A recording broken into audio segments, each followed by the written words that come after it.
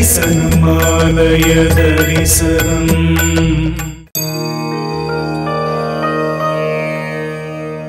ஆலய தரிசனம். அருள்மிகு ஸ்ரீ மரகதவல்லி நாயகா சமேத ஸ்ரீ கரிய மாணிக்க பெருமாள் ஆலயம், புரிசை கிராமம்.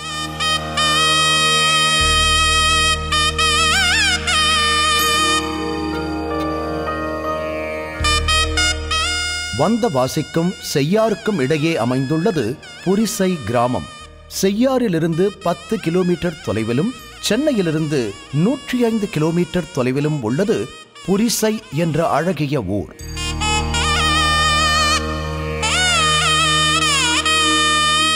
புரிசை என்ற சொல்லுக்கு அரண், கோட்டை, அகழி சார்ந்த இடம் என பொருள் கொள்வர்.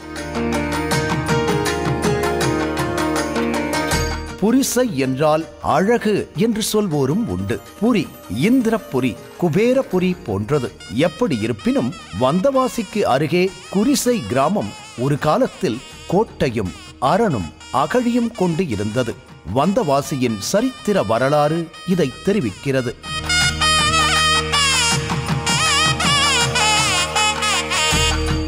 இன்று எங்கு பார்த்தாலும் பசுமையான வயல்வெளிகள் புரிசையில் அமைந்துள்ளன. மிகப்பெரிய ஏரி, பசுமையான வயல்வெளிகள், இயற்கையாக நம்மை மகிழ்விக்கும் தென்றல் என மனதை கொள்ளை கொள்ளும் அழகுடைய கிராமம் புரிசை என்பதில் இருவேறு கருத்துக்களுக்கு இடமில்லை. கிராமத்தின் இயற்கை அழகில் மனம் பூரித்து நிற்கும் புரிசை கிராமம். இந்த ஏகாந்தத்தை அனுபவித்தவாறு, இயற்கை அழகை ரசித்தவாறு அருள்மிகு மரகதவல்லி தாயாருடன் சேவை சாதிக்கிறார் ஸ்ரீ கரிய மாணிக்க பெருமாள். விமானம் சதுராஷ்ட விமானம். ஆலயத்தை அடைந்ததும் ஸ்ரீ மரகதவல்லி நாயிகா சமேத ஸ்ரீ கரிய மாணிக்க பெருமாள் ஆலய பெயர் பலகையை தாங்கியவாறு உள்ள ஆலய நுழைவாயில். ஆலய நுழைவாயில் வழியாக உள்ளே சென்றால் அருகே அமைந்துள்ளது யாகசாலை மண்டபம். மிகப்பெரிய பிரகார சுற்று உடைய திருக்கோயில்.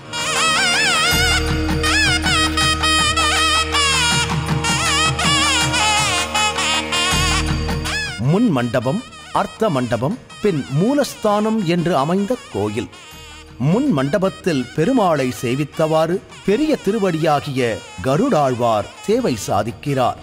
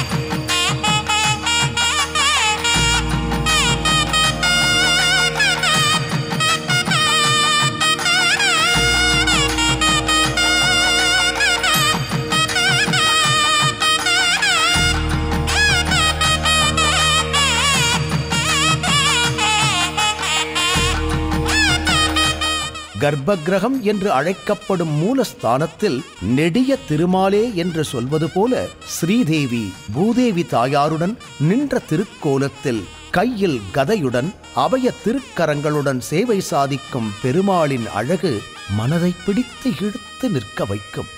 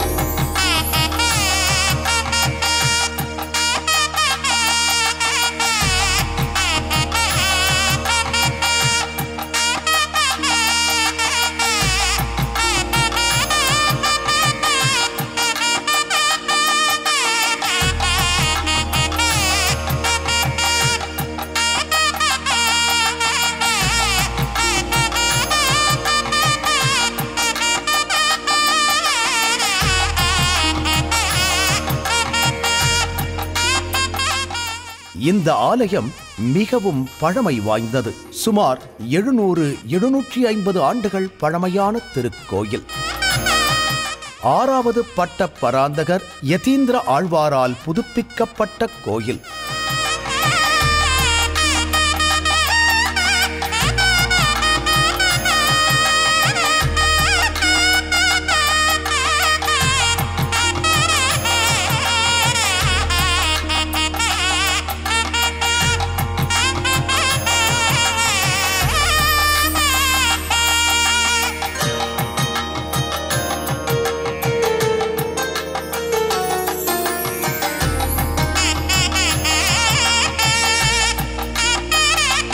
புராண ரீதியாக பார்க்கும்போது யஜுர்வேதம் கற்று அதில் பாண்டித்யம் பெற்ற வேத விற்பன்னர்கள் இந்த ஊரில் வாழ்ந்து வந்தனர். பிரபந்தம் பாடுவது, வேதம் சொல்வது, பெருமாளுக்கு கைங்கரியம் செய்வது என்றே தங்கள் வாழ்க்கையை அர்ப்பணித்து வாழ்ந்து வந்தனர். இவர்களின் பிரதான தெய்வமாக கருதப்படுபவர் கரிய மாணிக்கப் பெருமாள், நீலமேகச் சியாமளப் பெருமாள். கருணை என்ற மழையை தன்னை நாடி வரும் பக்தர்களுக்கு வாரி வழங்கும் கரிய மாணிக்கம்.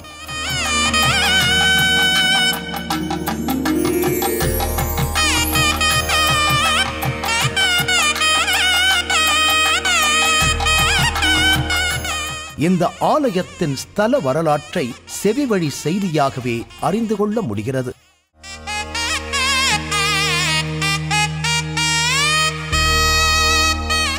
சேவை சாதிக்கும் கரிய மாணிக்கப் பெருமாளை சேவிக்கும் போது, அந்த அழகை காணும் போது மனதிலே ஒரு எண்ணம் தோன்றுகிறது.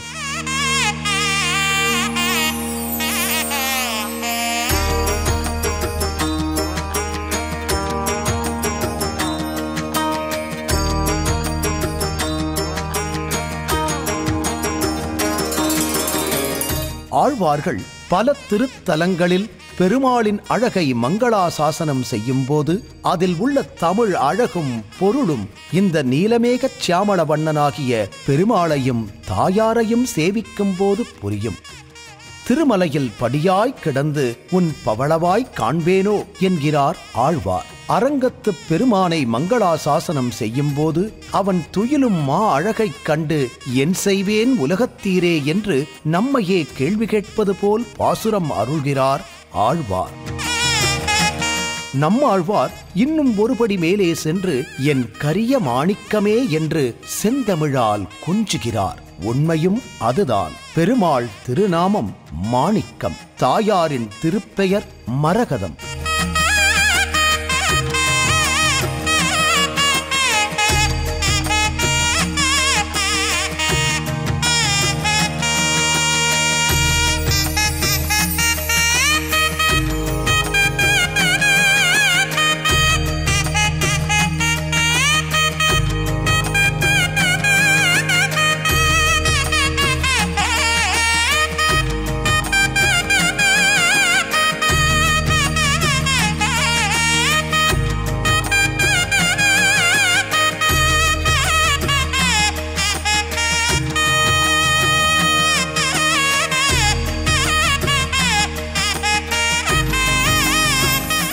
அர்த்த மண்டபத்தில் அமைந்துள்ள மற்றுமோர் பெருமாள் திருநாமம் கனக மாணிக்கம். இப்படி எல்லா செல்வங்களையும் தன்னகத்தே கொண்ட பெருமாள் தன்னை நாடி வரும் பக்தர்களுக்கு சகல சௌபாகியங்களையும் கொடுத்திட காத்து நிற்கும் கரிய மாணிக்கப் பெருமாளை பிரிய மனமின்றி ஆலயத்தில் அருள் புரியும் மற்ற தெய்வங்களை சேவிப்போம். அர்த்த மண்டபத்தில் ஸ்ரீதேவி தாயார், பூதேவி தாயாருடன் ஸ்ரீ கனக மாணிக்கப் பெருமாள் சேவை சாதிக்கிறார்.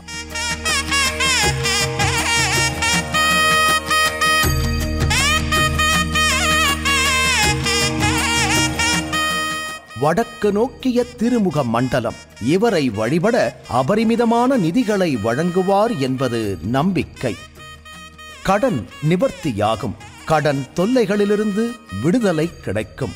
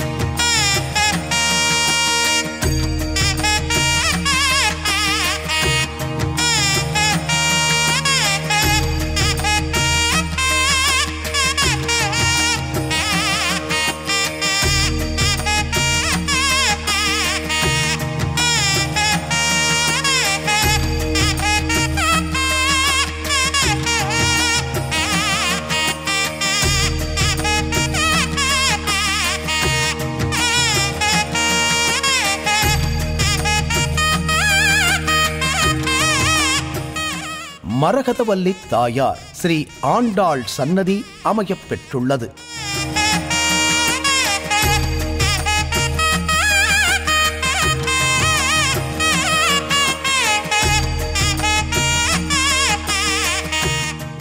ஆழ்வார் ஆச்சாரியர்கள் பெருமாளின் சேனாதிபதி என்று அழைக்கப்படும் விஸ்வக்சேனர் என்ற சேனை முதன்மையார். அவருக்கு அருகில் 4000 திவ்ய பிரபந்தம் வழங்கிய ஆச்சாரியர்களில் ஒருவரான நம்மாழ்வார்.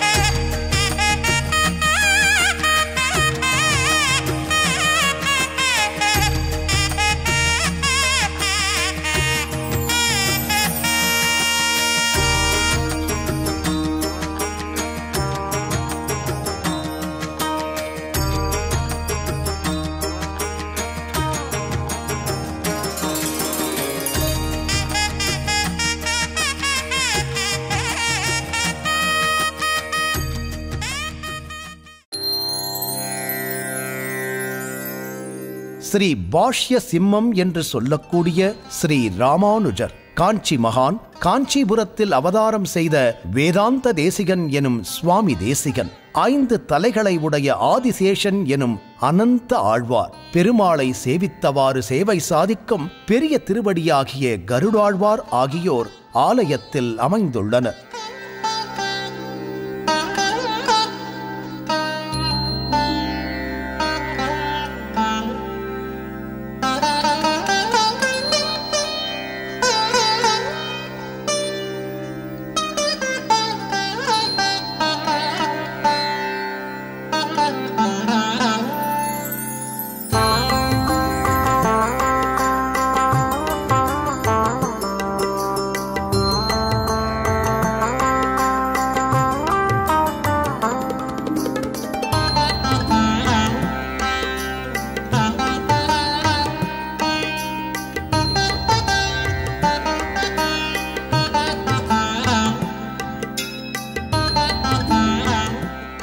பெருமாளுக்கும் தாயாருக்கும் நடைபெறும் அனைத்து விசேஷ நாட்களும் மிக விமர்சையாக கொண்டாடப்படுகிறது. குறிப்பாக புரட்டாசி மாதத்தில் 4 நாட்கள் பவித்ரோற்சவம் மிகவும் முக்கியமான திருநாள்.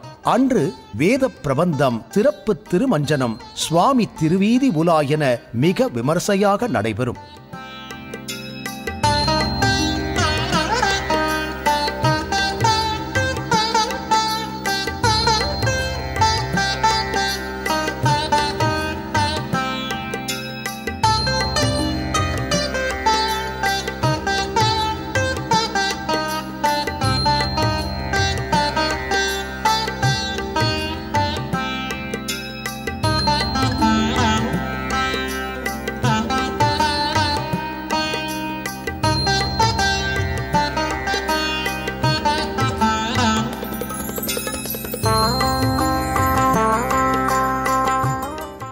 ஆவணி மாதம் சித்திரை நட்சத்திரம் அன்று கருட சேவை நடைபெறும்.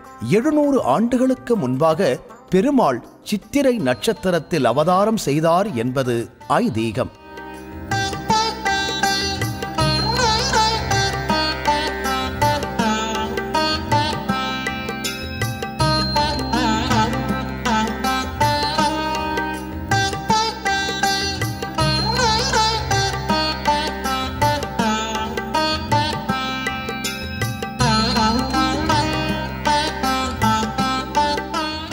சித்திரை நட்சத்திரத்திற்கு உரிய கோயில் என்றும் சொல்கிறார்கள். காண கிடைக்காத கரிய மாணிக்கப் பெருமாள் அவசியம் காண வேண்டிய திருக்கோயில்.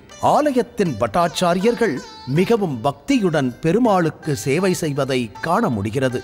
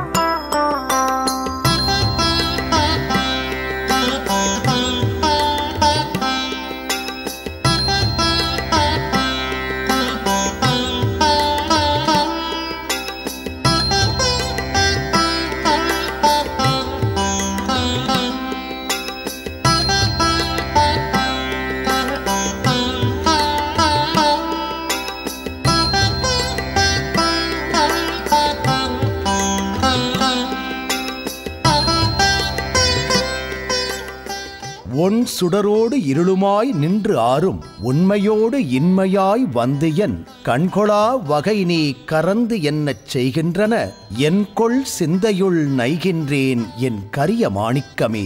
என் கண்களுக்கு தின்கொள்ள ஒரு நாள் அருள்வாய் உன் திருவுருவே. ஆழ்வார் பாசுரம்.